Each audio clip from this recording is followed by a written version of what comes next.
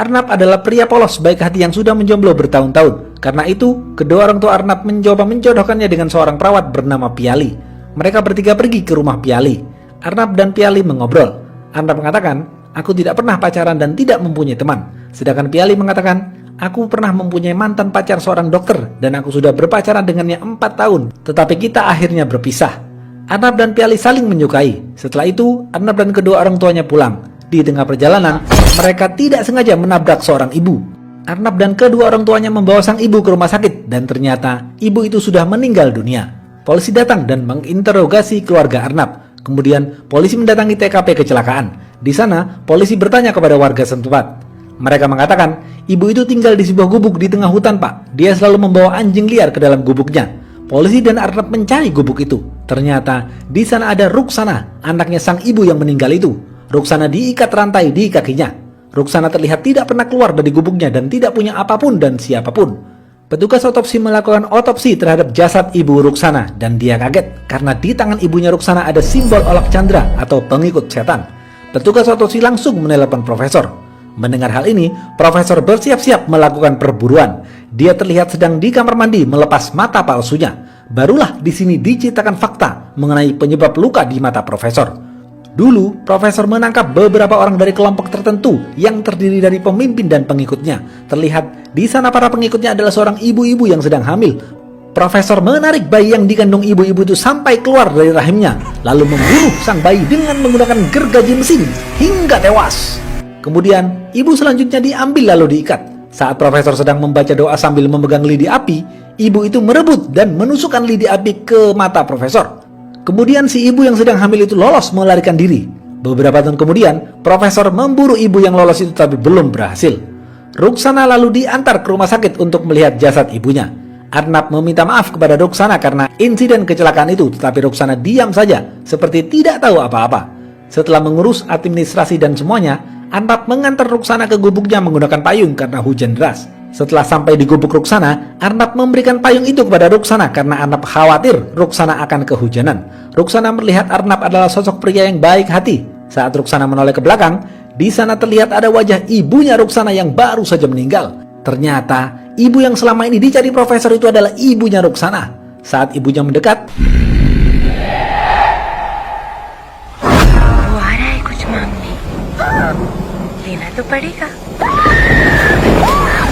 Ruksana melihat wajah ibunya berubah menjadi sosok jin ifrit. Ruksana berlari ketakutan. Tiba-tiba, Ruksana merasakan sakit di perutnya seperti keracunan. Ruksana lalu memanggil salah satu anjingnya. Beberapa hari kemudian, Arnab bertemu dengan Piali. Piali mengatakan bersedia menikah dengan Arnab. Piali ingin mengatakan sesuatu kepada Arnab, tapi Piali menundanya karena takut Arnab akan meninggalkannya. Kedua orang tua mereka saling bertemu untuk membicarakan pernikahan.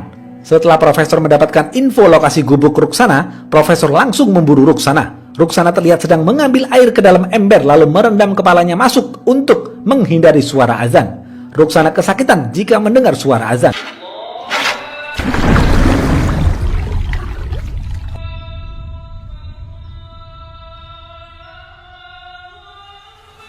Profesor masuk ke gubuk Ruksana tetapi Ruksana menghilang. Profesor hanya mengambil sehelai rambut Ruksana dari ember itu.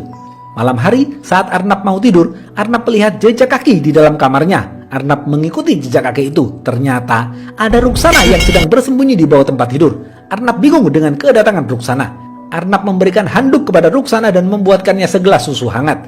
Ruksana mengatakan, profesor yang membawa lidi api itu akan membunuhku. Dulu aku dan ibu tinggal di pegunungan. Lalu profesor itu datang. Ibuku melepas rantaiku lalu menyuruhku berlari. Arnab bertanya kepada Ruksana, siapa profesor itu? Untuk apa dia ingin membunuhmu? Arnab dan Ruksana sama-sama tidak tahu kenapa profesor itu ingin membunuh Ruksana. Arnab lalu memberikan obat kepada Ruksana karena melihat kaki Ruksana yang lecet. Ruksana menolak karena dia tidak mau disentuh Arnab. Ruksana lalu tidur di apartemen Arnab. Profesor terlihat sedang berdiskusi di rumah dengan anak buahnya. Anak buahnya mengatakan, "Profesor, jin ifrit itu apa?" Profesor menjawab, "Kita tidak bisa melihat jin ifrit. Kita hanya bisa mendengar nafasnya. Yang bisa melihatnya hanyalah Kalapori, pengikutnya yang merupakan penyihir hitam. Dia adalah orang yang membawa pesan Ifrit. Ifrit adalah jin yang paling berbahaya."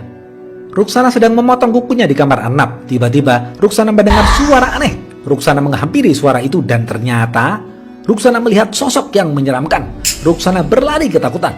Ruksana bersembunyi di kamar mandi.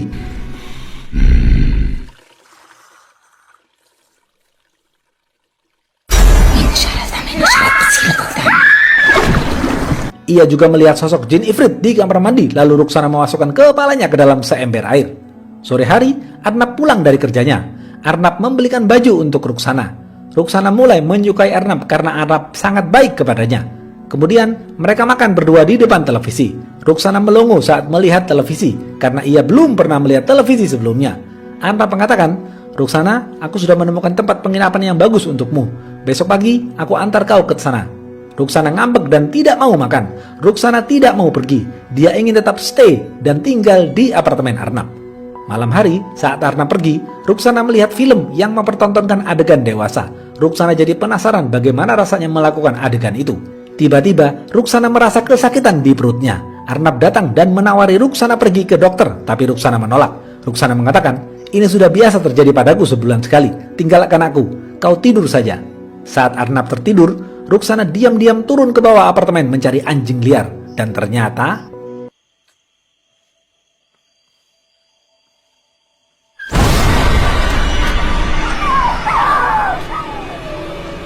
Ruksana menggigit leher anjing itu hingga tewas.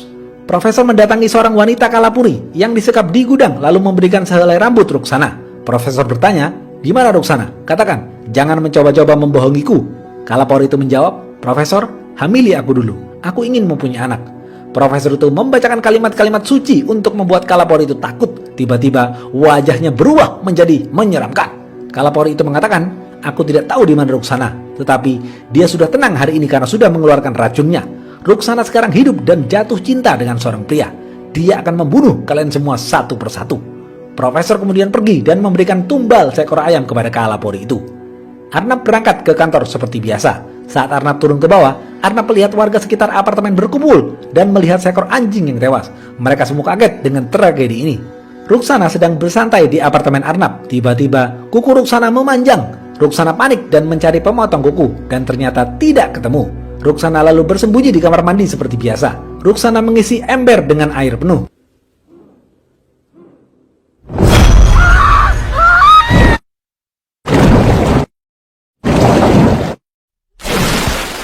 Arnab pulang dari kantornya. Saat masuk apartemen, Arnab melihat tangan Ruksana terluka karena memotong kuku menggunakan pisau. Arnab memberikan obat ke tangan Ruksana. Karena Ruksana sudah jatuh cinta dengan Arnab, Ruksana bersedia disentuh tangannya oleh Arnab. Ruksana langsung mencium bibir Arnab, kemudian mereka melakukan hubungan intim. Terlihat Kalapuri senang dengan hal ini karena mereka akan mempunyai keturunan lagi. Besok pagi, mereka berdua terbangun. Tiba-tiba, Piali menelpon Arnab. Ruksana terlihat tidak suka alias cemburu. Arnab lalu berangkat kerja. Di tengah perjalanan, Arnab didatangi profesor. Profesor itu sudah tahu Ruksana ada di apartemen Arnab. Profesor itu mengatakan, "Ruksana bukan manusia. Dia adalah seorang pari. Dia anaknya jin Ifrit. Dia dikandung selama zaman Olak Chandra. Dia sangat berbahaya. Aku sudah lama mencarinya. Kau harus berhati-hati dengannya. Dia akan membuatmu jatuh cinta kepadamu dan menjebakmu. Dia ingin memperbanyak keturunan dari manusia. Lalu dia akan membunuhmu." Arnab tidak suka dan tidak mengerti apa yang diomongkan oleh profesor. Tapi Arnab terus berpikir apakah benar yang dikatakan profesor.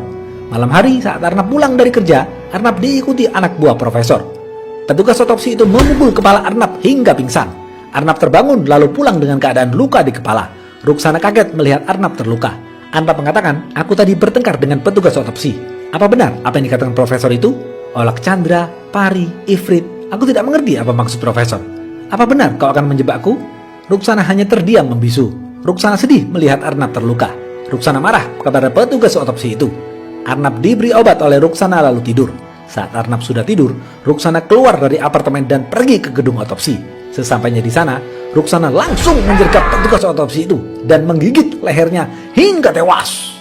Setelah itu, Ruksana kabur melarikan diri. Besok pagi, Arnab bangun seperti biasa. Ruksana yang sudah mencintai Arnab langsung mencium bibirnya. Tiba-tiba, Piali datang ke apartemen Arnab. Piali melihat kemesraan mereka berdua. Piali marah dan keluar dari apartemen Arnab. Piali langsung membatalkan rencana pernikahan ini karena menganggap Arnab sudah selingkuh. Arnab juga marah terhadap Ruksana dan mengusirnya. Ruksana spontan mencekik leher Arnab. Karena ingat bahwa ia mencintai Arnab, Ruksana lalu melepasnya dan meminta maaf. Seketika itu, Arnab menjadi takut kepada Ruksana. Arnab mengunci dirinya di dalam kamar. Ruksana merasa bersalah lalu membuat lukisan wajah Piali agar Arnab dan Piali bisa baikan. Arnab melihat berita di televisi tentang kematian petugas otopsi. Arnab kaget melihat berita itu. Akhirnya, Arnab mulai mencari kebenaran apa yang dikatakan profesor. Arnab pergi ke perpustakaan. Arnab mendapatkan informasi bahwa di tahun 1990 di Bangladesh ada tragedi banyak gadis kecil menghilang. Diyakini dalam semua ini adalah kelompok pengikut setan bernama Olak Chandra. Tujuan kelompok ini adalah melanjutkan garis keturunan jin Ifrit. Pemimpin kelompok itu selalu mengucapkan kalimat sebarkan darah dan sebarkan garis keturunan, lalu membuat simbol Olak Chandra di tangan para pengikutnya. Saat kejadian ini mencuat, pergerakan melawan Olak Chandra digalakkan. Pergerakan ini dipimpin oleh Profesor Khosim Ali. Masyarakat sangat mendukung pergerakan ini. Ifrit adalah jin yang paling berbahaya. Ifrit tidak dapat terlihat. Kita hanya bisa mendengar nafasnya. Ifrit mampu berhubungan intim dengan manusia. Hasilnya, si wanita akan melahirkan seorang anak jin Ifrit. Anak-anak ini lahir hanya dalam waktu sebulan. Mereka terlahir tanpa tali pusar dan tidak mempunyai pusar. Racun mengalir dalam darah anak-anak Ifrit ini. Jika tidak dikeluarkan sebulan sekali, mereka bisa mati. Tujuan Ifrit ini adalah memperbanyak keturunan. Setelah mengetahui semua ini, Arnab pulang ke apartemennya. Pagi hari, Ruksana mengatakan kepada Arnab bahwa dirinya telah hamil. Karena sudah mengetahui semuanya, Arnab mengatakan kepada Ruksana, jika kau ingin tetap tinggal bersamaku di sini, kau harus aku rantai. Karena Ruksana sudah bucin kepada Arnab, Ruksana menurut saja dan ternyata sang profesor dan anak buahnya datang. Arnab bekerja sama dengan profesor untuk membunuh Ruksana karena Ruksana adalah anak jin Ifrit, jin yang paling berbahaya. Ruksana panik dan ketakutan. Ruksana berteriak minta tolong kepada Arnab. Ruksana mengatakan, Arnab, profesor akan membunuh anak kita. Tolong aku Arnab, tolong aku. Arnab cuek saja karena Arnab tahu Ruksana adalah anak jin Ifrit. Ruksana diikat di rantai dan ditutup mulutnya di kamar Arnab. Profesor memukuli Ruksana dengan tali secara membabi buta agar Ruksana merasa kesakitan. Karena jika Ruksana merasa kesakitan, racun dalam tubuh Ruksana akan meningkat. Secara otomatis, Ruksana akan mati terbunuh oleh racunnya sendiri. Arnab terpaksa meninggalkan apartemennya sampai Ruksana dibunuh. Arnab tinggal di rumahnya untuk sementara waktu. 1 bulan kemudian, Arnab terus mengurung diri di dalam kamar dan tidak pernah keluar. Seluruh keluarganya menyuruh Piali untuk menemuinya. Akhirnya, Piali mendatangi kamar Arnab dan berbicara kepadanya. Arnab mengatakan, gadis yang kau lihat menciumku adalah anak jin Ifrit. Dia sedang mengandung anakku. Arnab mengatakan aibnya kepada Piali. Barulah di sini Piali sadar siapa wanita itu. Piali akhirnya mengatakan aibnya kepada Arnab juga. Dulu saat aku berpacaran dengan mantanku seorang dokter selama 4 tahun itu, aku dihamili dan ditinggal. Aku kemudian memutuskan untuk menggugurkan bayiku. Karena sudah sama-sama melakukan pengakuan dosa, mereka berdua akhirnya saling mengerti. Arnab tiba-tiba teringat akan bayi yang dikandung Ruksana. Arnab pergi ke apartemennya untuk mengecek kondisi Ruksana. Sesampainya di sana, Arnab melihat anak buah profesor yang menjaga Ruksana tewas digantung. Ruksana berhasil lolos. Ruksana dalam keadaan hamil pergi ke rumah profesor.